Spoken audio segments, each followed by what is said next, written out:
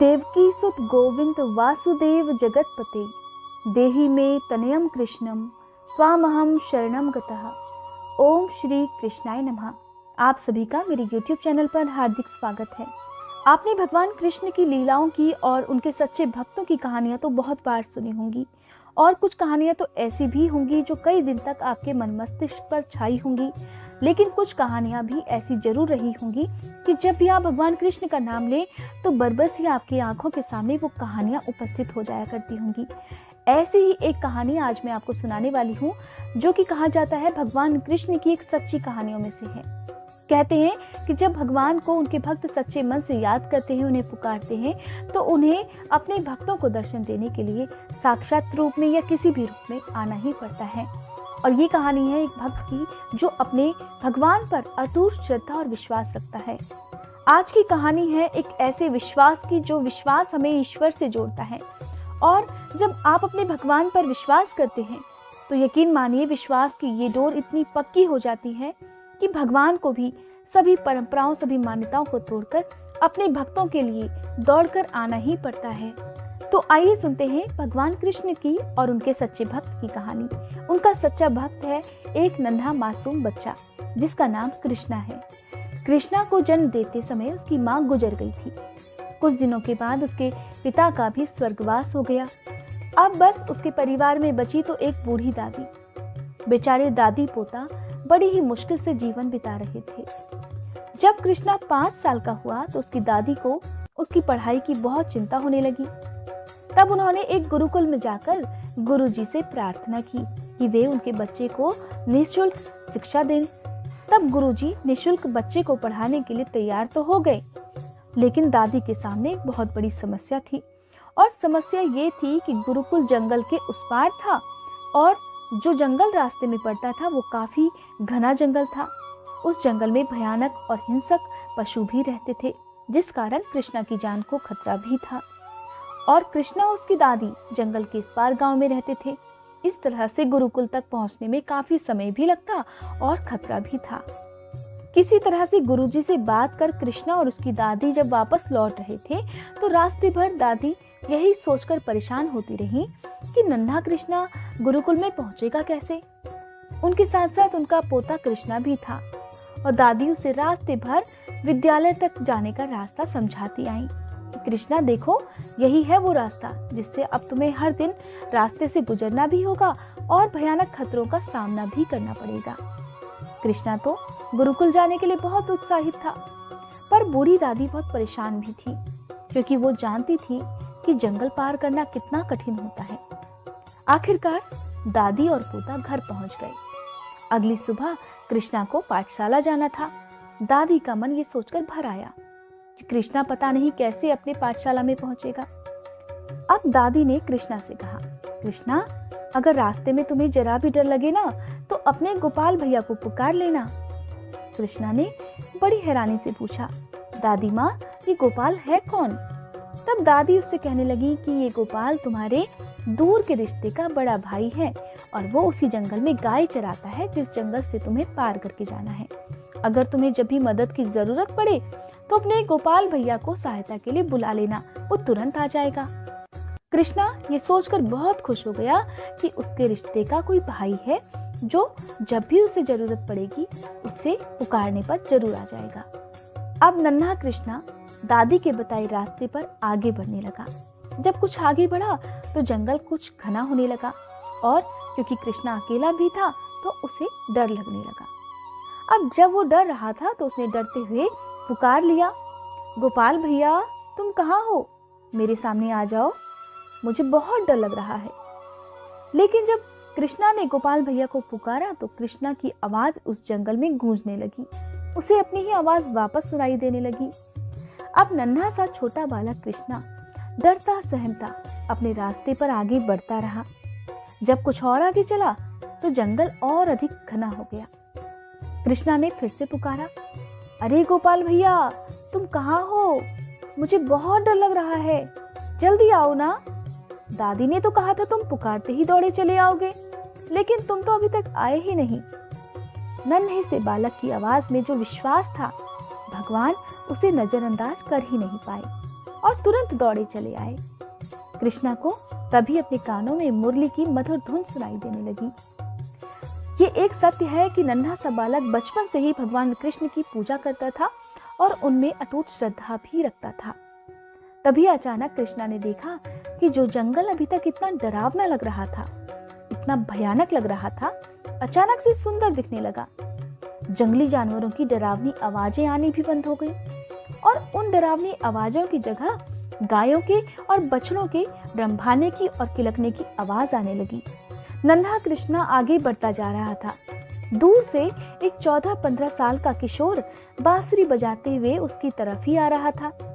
नन्हा कृष्णा बिना कुछ कहे समझ गया कि यही उसके गोपाल भैया हैं। अब श्री कृष्ण भगवान अपने बाल स्वरूप में लीला के लिए एक बार फिर से उपस्थित थे, क्योंकि ये बालक कृष्णा के विश्वास की पुकार थी। क्योंकि नन्हे बालक कृष्णा की दादी भगवान कृष्ण की परम भक्त थी और उनमें अटूट श्रद्धा रखती थी, और उसकी दादी की कृष्ण भक्ति की भी आज परीक्षा थी। बालक कृष्णा दौड़कर गोपाल भैया के गले लग गया और उन्हें देखता ही रह गया। माथे पर मोर मुकुट, पीले रंग की धोती, कंधे पर कंबली और हाथों में हरे बांस की सुंदर बांसुरी, सभी भुवनों में प्रकाशित वो दिव्य स्वरूप बालक कृष्णा की भोली पुकार पर उसके सामने था। अब कृष्णा ने बड़े अधिकार से गोपाल भैया से कहा कि वो उसे जंगल पार करा दे, क्योंकि उसे बहुत डर लग रहा है। गोपाल उसकी बात सुनकर हंसने लगे। उनकी हंसी से पूरा जंगल जैसे किसी अलौकिक रोशनी से जगमगा उठा। कहने लगे, छोटे भैया, मैं आ गया हूँ, अब तुम्हें किसी से डरने की कोई जरूरत ही नहीं। और इस प्रकार उन्होंने हाथ पकड़कर कृष्णा को जंगल भी पार करा दिया। तब कृष्णा कहने लगा, आप मेरे बड़े भैया हैं और छोटे भाई की सहायता को शाम को भी आ जाना। अगर आप मुझसे थोड़ा सा भी प्रेम करते हो तो शाम को आप जरूर आओगे। कृष्णा की बात सुनकर गोपाल ने चिर परिचित मुस्कान बिखेरी। उनके मुस्कुराने से जंगल में मंगल हो गया। कहने लगे, कृष्णा, तुम अपने सारा डर मन से निकाल दो। आज से मैं तुम्हारे साथ हूँ और सदा तुम्हारे साथ रहूंगा। ये बात सुनकर कृष्णा खुशी खुशी गुरुकुल चला गया। दिन भर उसने पढ़ाई की। लौटकर देखा तो जंगल के किनारे पर गोपाल भैया खड़े हुए थे। उनके साथ बहुत सारी गायें और बछड़े भी थे। अब बालक कृष्णा अपनी दिन भर की सारी थकान भूल गया और दौड़कर भगवान के पास पहुंच गया। अब गोपाल भैया मुरली बजाते हुए उसे जंगल के दूसरे किनारे तक छोड़ आए। रास्ते में गोपाल भैया ने उसे पीने के लिए गाय का ताजा दूध भी दिया। उधर दादी दिन भर बेचैन कृष्णा की चिंता कर रही थी। शाम को जब उन्होंने कृष्णा को आते देखा तब कहीं जाकर उनकी जान में जान आई। पूछने लगी, कृष्णा, आखिर तुम्हें जंगल में डर तो नहीं लगा? कृष्णा ने झटपट सारी बातें अपनी दादी को बता दी। दादी को लगा शायद किसी चरवाहे ने कृष्णा को जंगल पार करा दिया होगा। दादी तो सपने में भी नहीं सोच सकती थी कि स्वयं लीलाधारी भगवान कृष्ण प्रकट हो गए थे। अब तो यह रोज का नियम हो गया। कृष्णा को गोपाल भैया विद्यालय से घर और घर से विद्यालय छोड़ा करते। एक बार विद्यालय में गुरुजी का जन्मदिन मनाया जा रहा था। अब सभी बच्चों ने ये तय किया कि वो अपने अपने योगदान से गुरुजी का जन्मदिन मनाएंगे। यहीं पर भोजन बनाया जाएगा। कृष्णा ने गोपाल भैया को लौटते समय जन्मदिन की बात बताई। भगवान ने भी कृष्णा के उत्साह को देखकर अपनी खुशी जता दी। कृष्णा ने दादी से जन्मदिन के लिए पैसे या कुछ सामान देने की बात कही तो दादी ने उसे कह दिया कि वो तो कुछ भी नहीं दे सकती, उनके पास देने के लिए कुछ है ही नहीं, क्योंकि वो दोनों तो खुद आस पड़ोस की दया से पल रहे हैं। उनके पड़ोसी ही उन्हें खाने पीने का सामान देते हैं, तब कहीं जाकर उन दोनों का गुजारा हो पाता है। अगले दिन कृष्णा बड़े भारी मन से बहुत उदास होकर गुरुकुल को चलने लगा। हालांकि वो जाना नहीं चाहता था, लेकिन गुरुजी का जन्मदिन था और वहां पहुंचना भी जरूरी था। रास्ते में हर दिन की तरह गोपाल भैया मिले, लेकिन उन्हें देखकर कृष्णा ने रोज की तरह कोई खुशी नहीं जाहिर की। भगवान से तो कुछ भी नहीं छुप सकता। अब भोले भाले कृष्णा से गोपाल भैया पूछने लगे, छोटे भैया, आज तुम बोल नहीं रहे, तुम बहुत उदास लग रहे हो, क्या बात है? तब कृष्णा ने आंखों में आंसू भरकर सारी बात बता दी। भगवान से देखा नहीं गया। उन्होंने एक छोटी सी मिट्टी की लुटिया में दूध भर दिया और कृष्णा को दे दिया। कृष्णा खुश हो गया कि चलो आखिर उसके पास कोई उपहार तो है, आखिरकार उसे खाली हाथ तो विद्यालय नहीं जाना पड़ेगा। अब कृष्णा ने विद्यालय पहुंचकर दूध की लुटिया गुरुजी की पत्नी को दे दी। इतनी छोटी लुटिया में दूध देकर गुरुजी की पत्नी तो जोर जोर से हंसने लगी। गुरुजी की पत्नी ने दूध की लुटिया एक तरफ रख दी और बाकी के कामों में लग गई और उस दूध की लुटिया के बारे में तो बिल्कुल भूल गई। नन्हा कृष्णा जानना चाहता था कि उसके उपहार का क्या प्रयोग हुआ है, इसलिए वो बार बार झांक कर देख लेता कि दूध कहाँ रखा है। कृष्णा को उत्सुकता इस बात की थी क्योंकि वो जानना चाहता था कि उसके लाए हुए उपहार का आखिरकार इस्तेमाल किस तरह से होता है। क्या गुरुजी से पिएंगे या किसी और काम में लगा देंगे। गुरु माता से बड़े भोलेपन में उसने ये बात कई बार पूछ भी ली। कृष्णा बार बार रसोई घर में जाता और झांक कर देखता, फिर गुरु माता से पूछता, गुरु माता, क्या मेरा लाया हुआ दूध गुरुजी ने पी लिया? इस बात से नाराज होकर गुरुजी की पत्नी ने दूध की लुटिया उठाई और खीर बनाने वाले बर्तन में ही पलट दी। सोचा कि लुटिया तो बहुत छोटी सी है, अभी खाली हो जाएगी तो उठाकर ये लुटिया भी दूर फेंक दूंगी। कृष्णा को भी ये संतोष हो जाएगा कि उसके दूध की लुटिया का इस्तेमाल खीर बनाने में हो गया है। लेकिन ये क्या हुआ, इतना बड़ा चमत्कार! लुटिया में भरा हुआ दूध तो खाली होने का नाम ही नहीं ले रहा था। गुरुजी की पत्नी हाथ में लुटिया लेकर उसे खीर भरे बर्तन में लौटती जा रही थी और दूध था कि खत्म होने का नाम ही नहीं ले रहा था। अब गुरुजी की पत्नी घबराने लगी और चीख कर गुरुजी को बुला लिया। अब गुरुजी भी दौड़े दौड़े अपने शिष्यों के साथ जब रसोई घर में आए तो उन्होंने देखा कि दूध की लुटिया तो ज्यों की त्यों भरी हुई है। उसे बार बार जितने अलग अलग बर्तनों में उड़ेला जाता वो खाली ही नहीं होती, बल्कि दूध के बर्तन भरते चले जाते।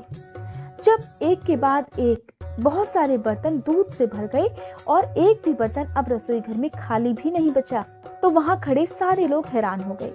सोचने लगे कि ये क्या हो रहा है, कहीं कोई माया तो नहीं। कुछ लोग डरने भी लगे। जब गुरुजी को पता चला कि कृष्णा ये दूध की लुटिया लेकर आया है तो उन्होंने कृष्णा से ही पूछ लिया। तब कृष्णा ने गोपाल भैया की सारी बात गुरुजी को बता दी। गुरुजी तो ज्ञानी पुरुष थे, तुरंत समझ गए कि ये लीलाधर की ही लीला है। उन्होंने तुरंत कृष्णा के चरण पकड़ लिए और कृष्णा से हाथ जोड़कर विनती करने लगे कि वो भी भगवान के दर्शन करना चाहते हैं। अब नन्हे बालक ने कृष्णा ने शाम को लौटते समय गोपाल भैया से विनती की कि वह गुरुजी और बाकी शिष्यों को भी आकर दर्शन दे दें, लेकिन भगवान ने उन्हें इस स्वरूप में दर्शन देने से इनकार कर दिया और दूर से ही ज्योति रूप में दर्शन दिए, जिससे कृष्णा के सभी साथियों सहित गुरुजी का जीवन भी धन्य हो गया। इसीलिए कहते हैं, अगर मन में सच्ची श्रद्धा हो, सच्चा विश्वास हो, तो भगवान किसी न किसी रूप में आकर दर्शन जरूर ही देते हैं। ये थी आज की कहानी। उम्मीद करती हूँ ये कहानी आपको पसंद आई होगी। कहानी अगर अच्छी लगी हो तो हर बार की तरह कमेंट बॉक्स में कृष्ण भगवान की जय जरूर लिखिएगा।